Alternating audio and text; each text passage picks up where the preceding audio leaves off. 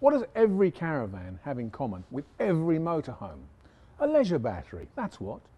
Unless you're always on mains hookup or you have a generator, then your leisure battery is going to be your sole source of electrical power when you're out. Particularly if you go to rallies, go to shows, or you like doing a spot of wild camping. So, there's a huge variety of leisure batteries, a great choice of types as well. What should you go for? AGM, gel, maintenance free, wet lead acid? Well, it all sounds complicated, but really it isn't. You need a gel battery if you're planning to turn your motorhome upside down on a regular basis, or if you want to actually mount the battery, yes, upside down or on its side. The only other reason for having a gel battery is if you've got the batteries installed underneath the seats, possibly the driver's seat and the passenger seat at the front. This is not uncommon in German motorhomes, and you're worried about fumes escaping. That isn't really a big problem, but some people would rather be safe than sorry. Pretty much the same applies to AGM batteries, which are cheaper than gel batteries, but still more expensive than wet lead acid. What about maintenance-free batteries? Well, hey, there's really no such thing as a maintenance-free battery. Any lead-acid battery is maintenance-free as long as it's charged within its parameters. If you overcharge it, if you put more volts in it than it's normally accustomed to taking, then the gas will escape from it and it will need topping up.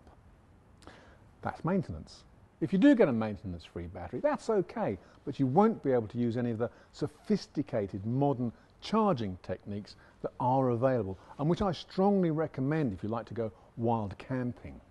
What about size of battery? You can get a 65 amp hour, 85, 90, 110, 125, even over 200 amp hour batteries, which are massive. I always say the more battery power, the better. Most motorhomes come with one, and some of them with two. If you can get a third one in, that's absolutely great, because the more battery power you have, the longer you can stay off hookup and the more adventures you can have.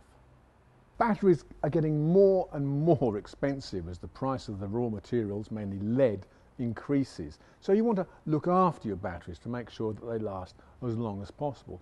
Well, first of all, buy a good battery. But second, with any battery, you need to really look after it using a good charger. You can get what are called intelligent chargers now, made by a variety of manufacturers, and using one of those will not only make the battery last longer, it will also make it work a lot better.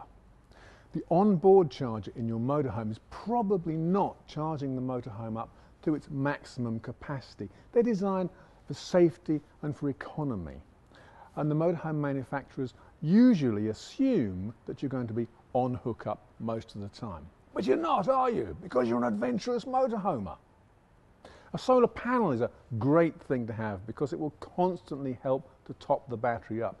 And that's really what you're aiming for. You're aiming to keep the battery as topped up as possible. Don't let it discharge or you will damage it. Having said all that, listen to this. There is no such thing as a leisure battery. Yes, you heard it right. There is no such thing as a leisure battery. There are starter batteries for starting vehicles, and there are traction batteries which are used for driving vehicles, usually such as forklift trucks, golf carts, that sort of thing. There's nothing in between. So what about all those batteries that you see in caravan and motorhome dealers and chandleries, the ones with pictures of caravans and motorhomes and boats on? Well, I'll tell you what, it's just very good marketing. We're going to look at this in more detail in the next show, and I think you might be surprised and just a little shocked.